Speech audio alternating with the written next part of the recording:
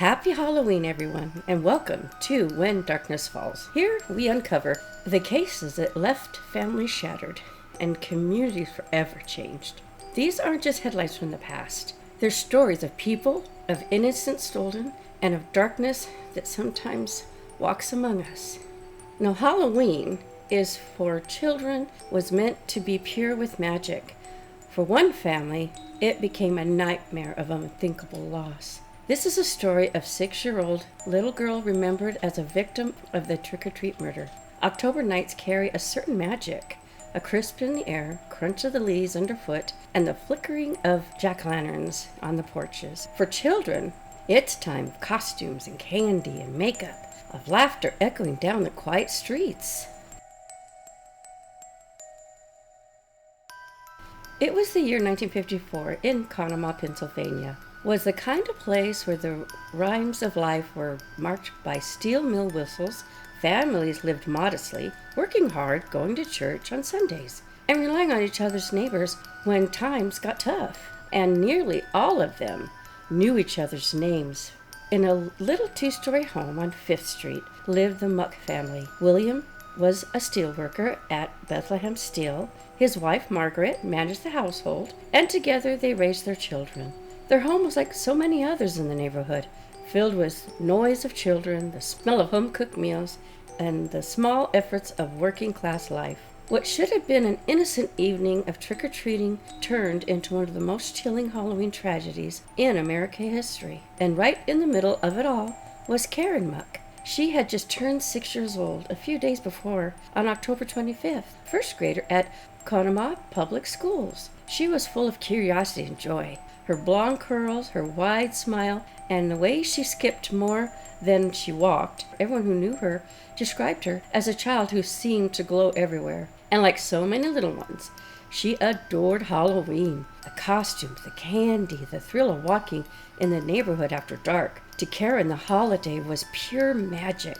The final week of October, Karen begged and begged her mother to let her go trick-or-treating a little early. At first, Margaret resisted, like a mom. Halloween is still days away, but Karen's excitement and unstoppable, and eventually her mother gave in. Her costume was very simple. A paper hat, a false mask, and a small bag for candy. It wasn't elaborate, but to her it was everything. She was so proud, giggling as she pulled the mask into place and skipped toward the door.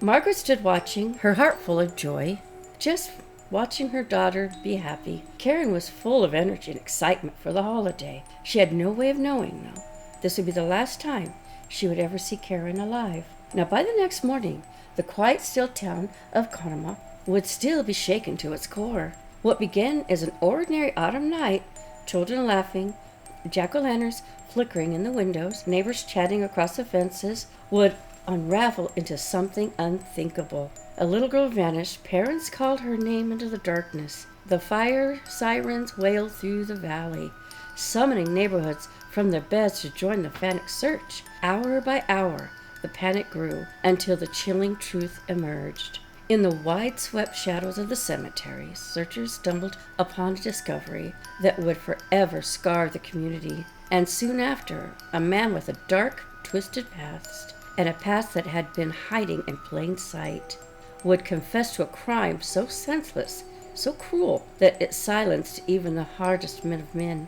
Tonight, we go back that October evening to the night when childhood innocence was stolen, when the mother's worst fears became reality, and when a small Pennsylvania town learned that even the familiar can turn deadly. This is not just a story of what happened, but of why a community would carry the memory of that night for the rest of their lives. Conemaugh, Pennsylvania, in the mid-1950s, was more than just a dot on the map. It was a small working-class town of about 8,000 souls, tucked in the shadow of Johnstown. Life here was built around steel mills. Bethlehem Steel loomed large over the valley, and the steady of long-shift, tired but proud men walking home at dusk. Families lived modestly, like I said, but they lived fully. This was the kind of town where you knew all the neighbors, so when something happens, everybody knew it. There were Sunday dinners, brought whole families at the table, and where you leaned on each other at times when you really needed it. The mill whistle wasn't just a background noise. It was the heartbeat of the community, marking mornings, endings, and everything in between. On 5th Street, this is where it all began. The house was rarely quiet, but filled with sounds of brothers roughhousing, sisters giggling. Karen had just celebrated her 6th birthday. On Thursday, October 28th, 1954, around 6:30, this is when Karen had walked out the door. Her cousin, Paul, who was playing with her earlier that day, had returned safe home, but Karen was nowhere to be found. Margaret, growing anxious, had picked up the phone and called police. She admitted she couldn't remember exactly which friends Karen had gone with. Still, she knew something was terribly wrong. Refusing to waste no time, the authorities quickly acted, and the fire department sounded the alarms. Everyone was out with flashlights, lurking in back alleys, wooded paths, and they combed the streets. And the residents scoured the town, hoping to find Karen safe. But hours passed, and midnight came and went. The streets were full of neighbors, but there was no trace of Karen until one fireman and other searchers decided to check near the entrance, St. Pekka's Cemetery in East Taylor's Township, 2 miles from her home. Near the cemetery, a group of searchers, along with the firemen, made a grim discovery. Hidden way in the shadows, they found the lifeless body of little Karen. The innocence of Halloween that night had been stolen in the most brutal way possible. Shock gripped the town. The family screamed of grief, echoed into the night. A child had been taken from them, from the town, and from this world. And soon the question spread like wildfire.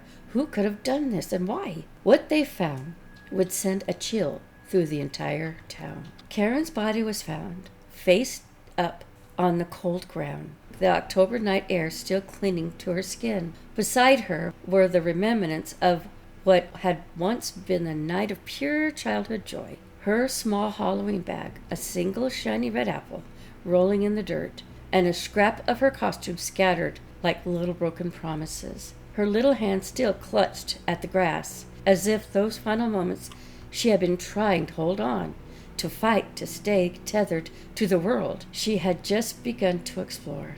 It was that kind of sight that froze even the strongest men in place. Grown steel workers who faced furnaces every day stood in stunned silence, unable to comprehend the cruelty was before them.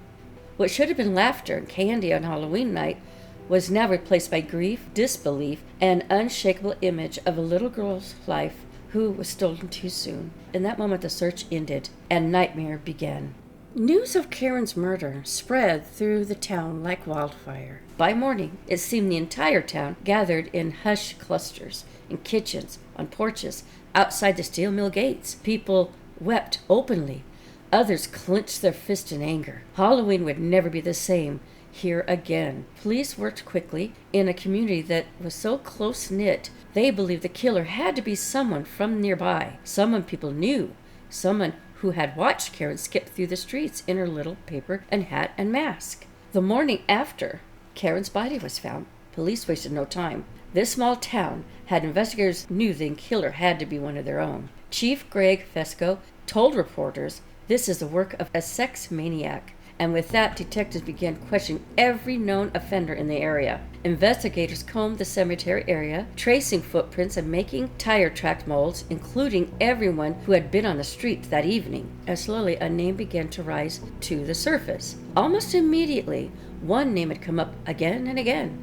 Name was Harry Gassard. Gossard was 39 years old, a former merchant seaman, twice divorced, living with his elderly mother just a short distance from Karen's home. He wasn't an unknown figure. His record included a Morales offense in 1936, time in federal prison for mail theft, and disturbing rumors about his behavior toward young girls. He wasn't a stranger to trouble. The 26-year-old former merchant seaman, on paper, he should have been building a life, but instead, he was drifting, a man with a reputation for odd behavior, drinking, and brushes with the law. In fact, whispers surrounded the town already linked him to disturbing incidences, petty theft, erratic outbursts. There were even stories that women and children found him unsettling, but until now, he had never been tied to anything this horrific.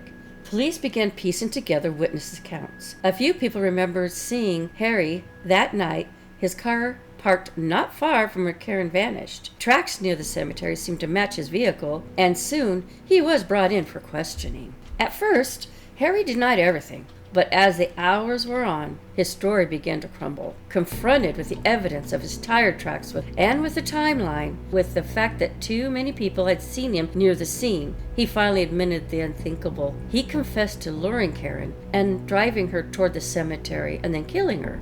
It was kind of the admission that sucked air out of the room. Even seasoned investigators felt their stomachs turn. There was no reason, no logic, only horror. When police did search the area where Karen's body was found, they did make the plaster cast, noting the unique tread pattern. Not long after, those tracks were matched to Harry's car. And that wasn't all. Investigators discovered that just hours before Karen vanished, a teenage girl in the town had narrowly escaped an assault. She described her attacker and pointed directly at Harry. On November 2nd, less than a week after Karen's murder, state police arrested Harry after he returned from visiting relatives in Pennsylvania. It only took Harry 24 hours in custody to break. Harry's confession to the killing of Karen went like this. According to a statement, he lured her into the car by offering money for her Halloween bag. Then he drove her 2 miles away to the secluded cemetery. Now, in his own words, Harry admitted that he tried to sexually assault Karen, but when she resisted, he killed her. That detail came out during his confession, and it horrified the investigators and the community. It meant that while he did not succeed in committing the assault, the intent was still there. For many, that made the crime even more disturbing. Not only had he lured and killed Karen, but his motive carried a darkness that people struggled to even say aloud in the 1950s. When the truth came out, the people of the town were livid. It didn't matter that there was no room for sympathy in this steel town where everyone knew everyone. To them, he had stolen innocence, shattered family, and tainted the holiday meant for children. The anger was so palpable, the authorities kept Harry under heavy guard, fearing what might happen if he were left vulnerable to the community's rage. But in the middle of all that fury, one voice stood apart. Karen's mother, Margaret. The woman who had just lost her little girl spoke with unaccepted grace. She called Harry a madman, not to excuse him, but to name the brokenness that he had driven his actions,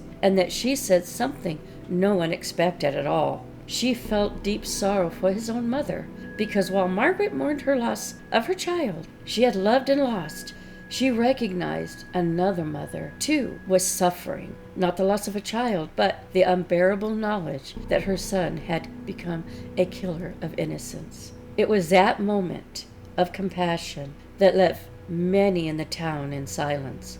Margaret's strength was undeniable, even as her own world had been torn apart. Harry showed no remorse. To the people of the town, that made him even more dangerous. The trick-or-treat killer was known behind bars, but for Karen's family and for the town that all had adored her, the pain was only the beginning. To understand how Harry could commit such a crime, we have to step back and look at his life before October 1954, because the truth is, this wasn't the first time Harry had shown troubling behavior. Born in 1915, Harry worked as a merchant seaman, traveling up and down the coast. But his life on the seas didn't keep him out of trouble. In 1936, at just 21 years old, he was convicted of a morales offense and served 90 days in jail. Over the years, his record grew. Federal prison stint for stealing mail, accusation of sexual advances, and repeated run-ins with the law. His personal life was no steadier. Twice divorced, Harry returned to the town of Conemaugh in 1954 to live with his aging mother. He was described as a loner. At 200 pounds, he cut an imposing figure in the small town. Yet, behind closed doors, there were whispers. that he preyed on young girls, that he was a danger to everyone that he confronted directly. In early 1955, the case against Harry was moving fast. The evidence was overwhelming, his confession undeniable, and the public's rage unrelenting. The blue-eye-collared town, the people demanded justice for little Karen. The courtroom was packed each day. Neighborhood reporters, grieving families, all crammed into the benches, their eyes fixed on the man in shackles. For many, that was the first time they had seen him up close. The hushed whispers, the angry glares, and quiet sobs of those who had come to bear witness. It made for an atmosphere heavy with grief and fury. After his arrest for Karen's murder, Harry's attorney tried a different defense: mental illness. They pointed his psychiatric reports. They called him emotionally unstable. One psychiatrist even blamed his so-called perversions on being bottle-fed until 14 months old, or the collapse of his marriage years earlier. But the courts weren't convinced at all. Judges described him instead as manipulative, mean-spirited, and fully aware of his actions. What emerged from Harry's past is chilling pattern. A man with long history of defiance, ignoring red flags, and the community that never fully confronted him. By the time Karen crossed his path on October evening, Harry was already a predator. It was too late. He had found his next victim. By early 1955, the case against Harry went set to move forward.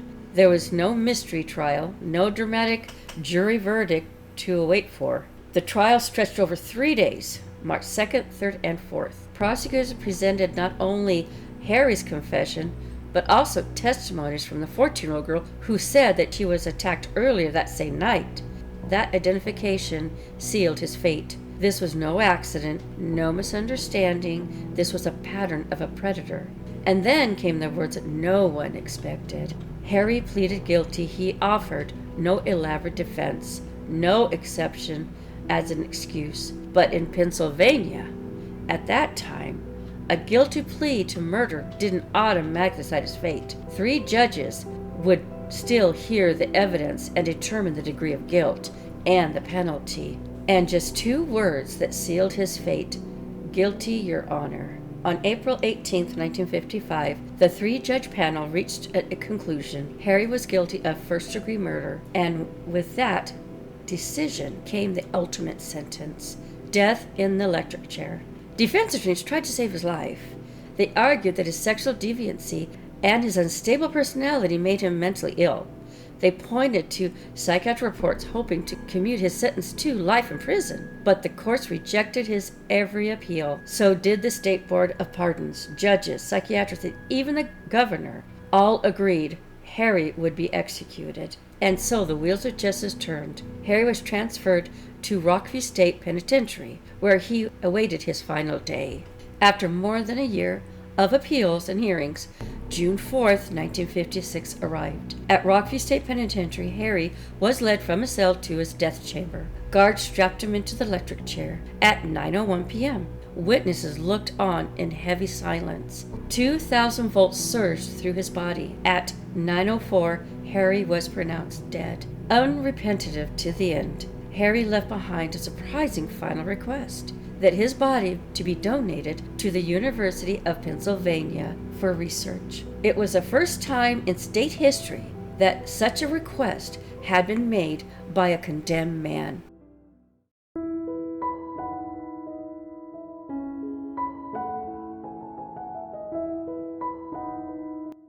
In the town, the news of Harry's execution brought little comfort. For Karen's family, nothing could undo the night of October 28, 1954. Karen's parents, William and Margaret, grieved quietly while raising their remaining children. Her classmates remembered the little girl with blonde curls who had just turned 6. And every Halloween, the community carried the weight of her memory. Karen's story became known as the trick-or-treat murder. It was a warning of how quickly innocence can be shattered, even in the tight-knit towns. And for Conemaugh, the laughter of children on Halloween night was never quite the same. Nearly 70 years later, the story of the 6-year-old Karen Diane Mauk still haunts the town to this day. For older residents, It's remembered as the night of innocence was stolen from the streets. For younger generations, it's a chilling reminder passed down by parents and grandparents, a story that warns, always stay close and always be cautious. Karen's name deserves to be remembered, not just as headlines, but as a daughter, a sister, first grader who loved Halloween. And her story reminds us of something even larger, that behind every case, every courtroom transcript, there's a family forever changed. When we share these stories, it's not to sensitize the horror, it's to remember the victim, to learn from the past, to remain vigilant for ourselves and for our generation still coming and growing in our communities. This is it for this case, and if you'd like to see more cases covered with care and respect, please don't forget to subscribe when darkness falls. We do care, so please stay aware of your surroundings and always be mindful of what's out there. The next case is already calling for us. Until next time, bye for now.